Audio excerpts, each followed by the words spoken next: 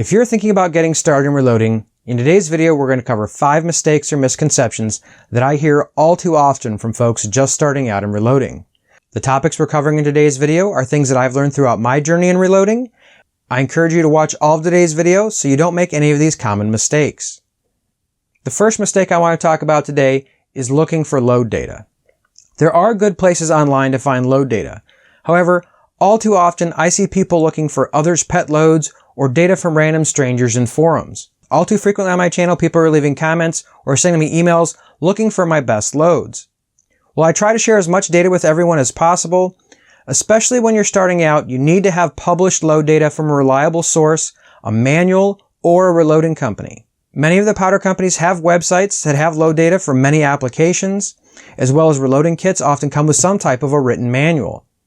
Often, if you're in doubt, you can even call tech support for the particular manufacturer you're working with and ask if they have any load data for projectiles that you might want to try. Especially when you're new, you need a good, safe place to start and learn before you start throwing loads together with values that someone else could have accidentally mistyped on the internet.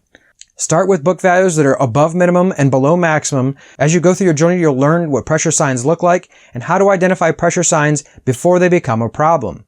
And most importantly, whatever you're loading, write it down so you can repeat it or know what you did. Having good notes is essential to being an effective reloader. The second mistake I frequently hear involves case sizing. When people talk about case sizing, I hear several things that are not always a good idea. Some sizing dies will tell you in their directions that you need to screw down that die to touch a shell holder and add a half a turn or some other specified value. And the other thing I hear very commonly is the use of case gauges. While this process may give you a case that always fits in your chamber, it may also be pushing the shoulder of your case back way further than you should be, which will effectively shorten the lifespan of your brass, dramatically. In my opinion, everyone that is reloading for cases that have shoulders should have a headspace comparator kit. The Hornady kit is a good starter kit. If you want something a little nicer, the kit from Short Action Customs is very nice, but it is more expensive. But whatever option you choose, simply bumping the shoulder back somewhere between 2 and 3 thousandths will make your rounds chamber smoothly, and you won't be wearing out your cases prematurely.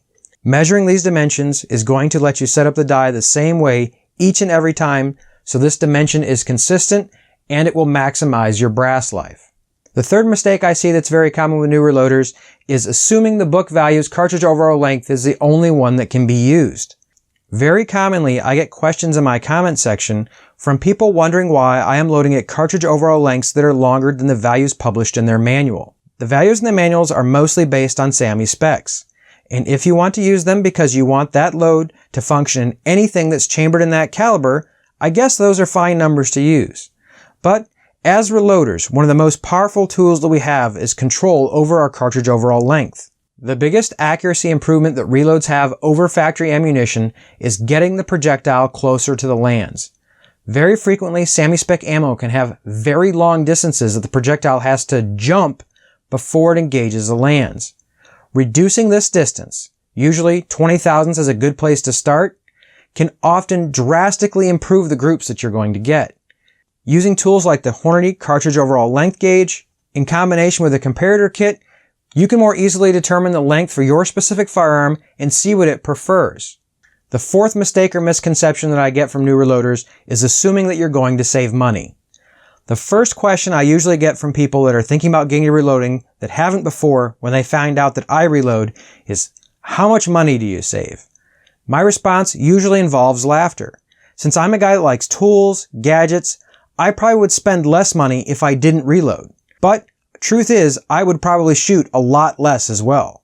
In times like we're having now, when supply is very low, some guys think that immediately reloading is the answer.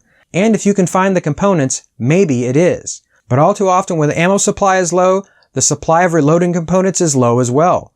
Primers, for example, are not available or being sold for a ridiculous markup, so unless you've stocked up in advance, you're probably not going to be saving much money. My best advice when it comes to reloading is don't plan on actually saving money.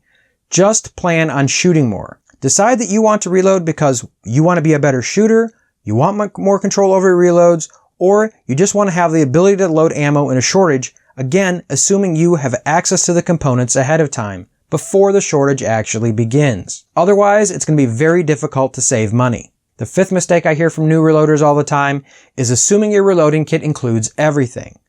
All too frequently, I hear guys making comments that I'm just going to buy a reloading kit and it's going to have everything in it that I need.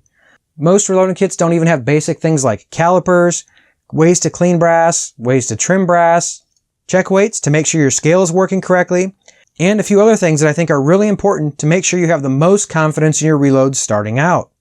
I have an entire video playlist series covering all the different levels of reloading equipment that you're going to need starting out, from basic things that aren't included in your reloading kit, all the way to things that are actually nice to have but you might not really need, that just make your life easier if you're a new reloader. If you're new to reloading, I would really encourage you to check that series out. I'll have many links to the things that we talked about in the description box below. If you're new to reloading and there's something you're struggling with, let me know what that is in the comment section below and I'll try to help you if I can. I hope to see you come back next week. And until then, stay safe in small groups.